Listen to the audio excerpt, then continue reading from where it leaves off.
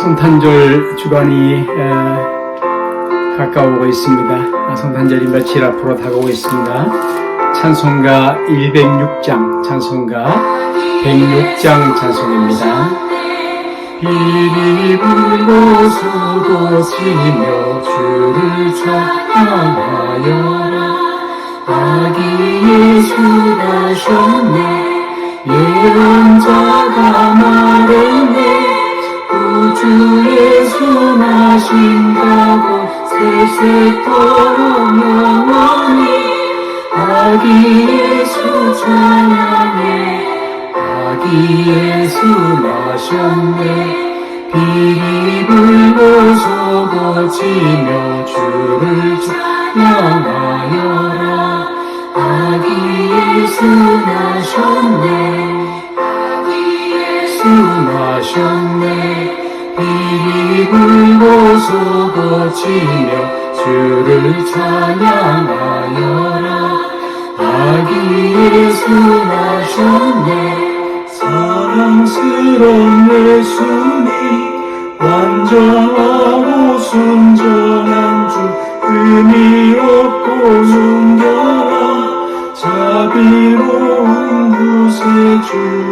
아기 예수 나셨네.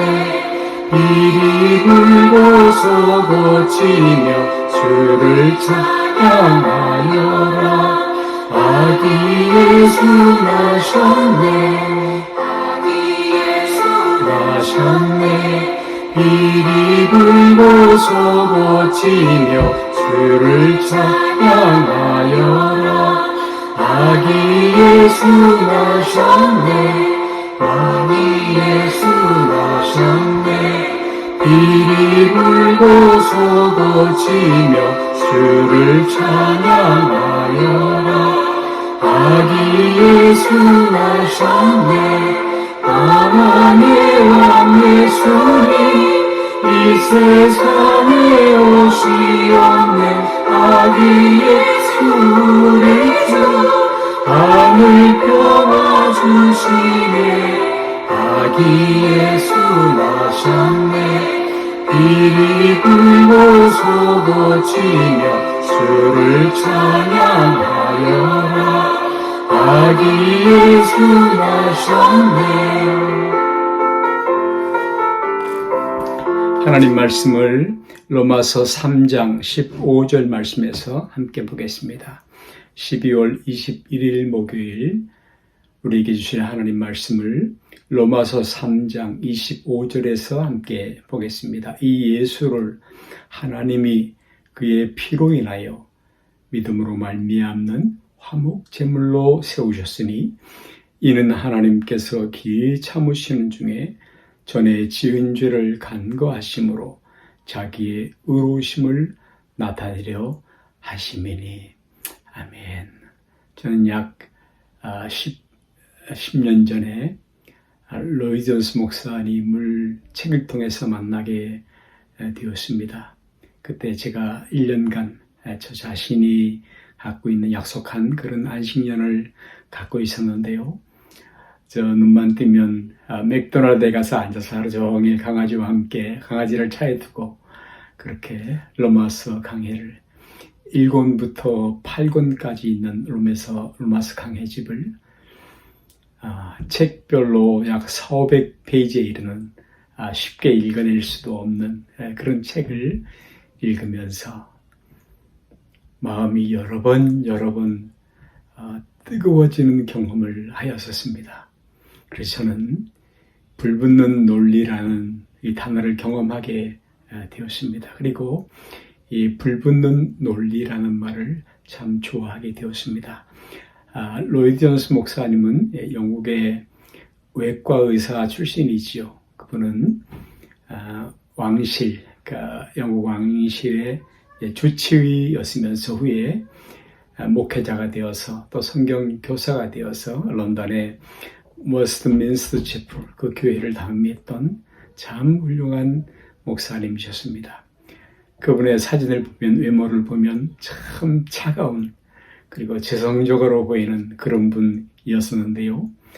그분의 글 보이다시피 참 논리적이고 이성적으로 마치 생선의 뼈를 이렇게 바르듯 외과에서 수술을 하듯 그렇게 아주 치밀한 그런 논리가 일로마스 강해에 있는데, 그 중에 그 논리를 읽어가면서 여러 번 마음이 뜨거워지는 경험을 한 적이 있었다 하는 말씀입니다. 그래서 이 불붙는 논리, 이 논리에 불이 붙었다 하는 이 논리, 하나님 말씀이 그러하죠. 내 말에 불 같지 아니하냐, 방마이 같지 아니하냐.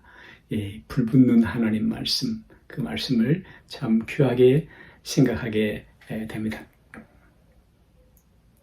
목사님은 아주 대설교가이시면서 주말마다 금요일이면 미국에서 비행기를 타고 와서 집회에 참여할 만큼 그렇게 열정적인, 또 하나님의 부흥을 동시대 사람들이 함께 맛보는, 누리는 그런 부유한 목사님이었지만, 그분은 그러면서 동시에 정말 목회자이셨습니다. 런던 뒷골목에 술주정뱅이들, 불황아들, 또 싸움질하는 사람들, 이런 사람들을 편히 돌보고 섬겼던 그런 사랑의 목회자, 정말 하나님의 충성스러운 종, 일꾼이기도 하였더라 하는 말씀인 것입니다.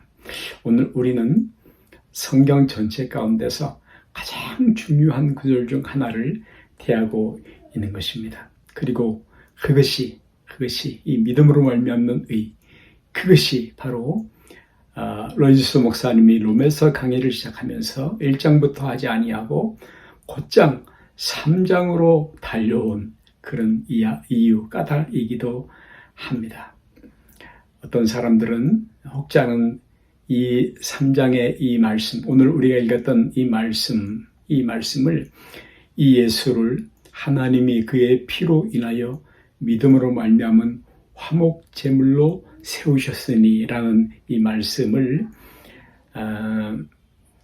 기독교 신앙의 아크로폴리스라고 이렇게 표현하기도 합니다. 아크로폴리스는 여러분 학교 다닐 때 기억을 좀 더듬으시면, 이 폴리스는 고대 도시였죠. 아크로폴리스.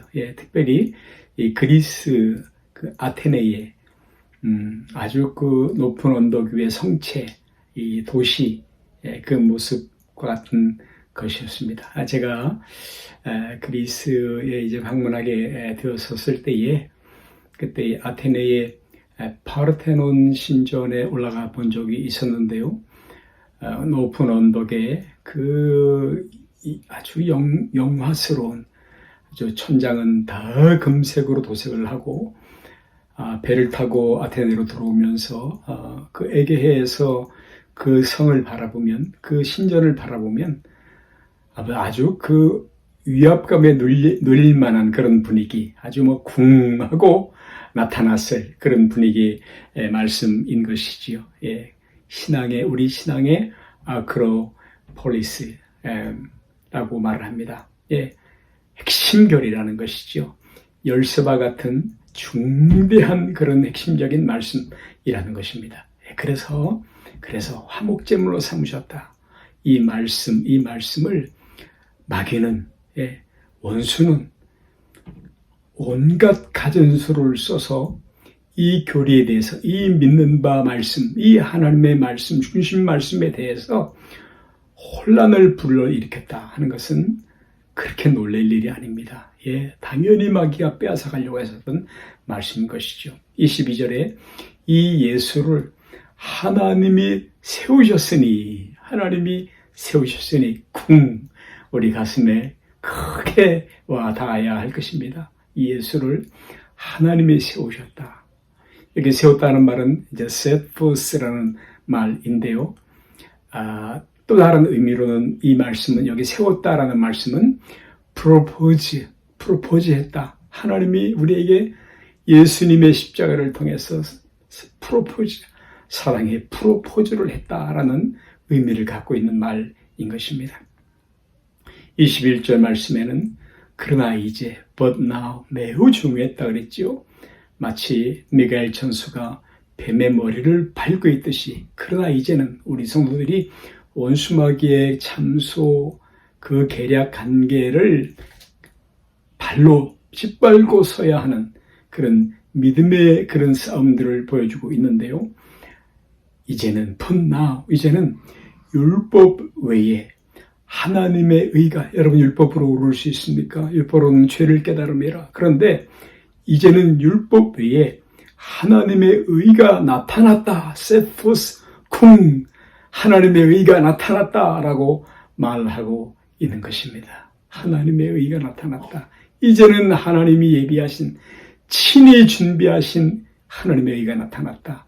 예수 그리스도를 통해서, 예수님의 십자가 부활을 통해서 친히 준비하신 의가 나타났다라고 말씀을 하십니다. 26절 말씀에 곧 이때에 자기의 의로움을 나타내사, 공의의 하나님이시죠.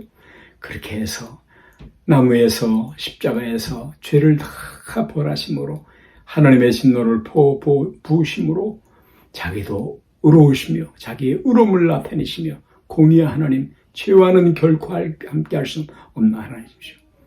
자기의 의로움을 나타내사 곧 어떤 일이 천명되었다 하는 말씀입니다. 온 세계에 나타났다 하는 말씀입니다. 누구든지 예수 믿으면 멸망하지 않고 구원을 얻으리라, 영생을 얻으리라. 할렐루야. 예수님을, 이 예수를 하나님이 공공견하게 세우셨으며 공연히 많은 사람들이 볼 수 있도록, 쿵하고 아크로폴리스처럼 다 볼 수 있도록 누구든지 그렇게 하나님이 나타내셨고, 하나님은 공공연하게 십자가를 세우고 있었으며 십자가를 나타내고 있었고, 누구든지 예수 믿는 바로 공개적인 선언을 하고 있었던 것입니다. 하나님은 어떤 발표를 하고 계시던 것입니다. 이제 나타났으니 할렐루야. 하늘에 계신 우리 아버지여, 이름이 거룩히 여김을 받으시오며 나라의 마옵시며 뜻이 하늘에서 이룬 것 같이 땅에서도 이루어지이다. 오늘 우리에게 일용할 양식을 주옵시오. 우리가 우리에게 죄 지은 자를 사한 것 같이 우리 죄를 사하여 주옵시고, 우리를 시험에 들게 하지 마옵시며 다만 악에서 구하옵소서. 나라와 권세와 영광이 아버지께 영원히 있사옵나이다. 아멘.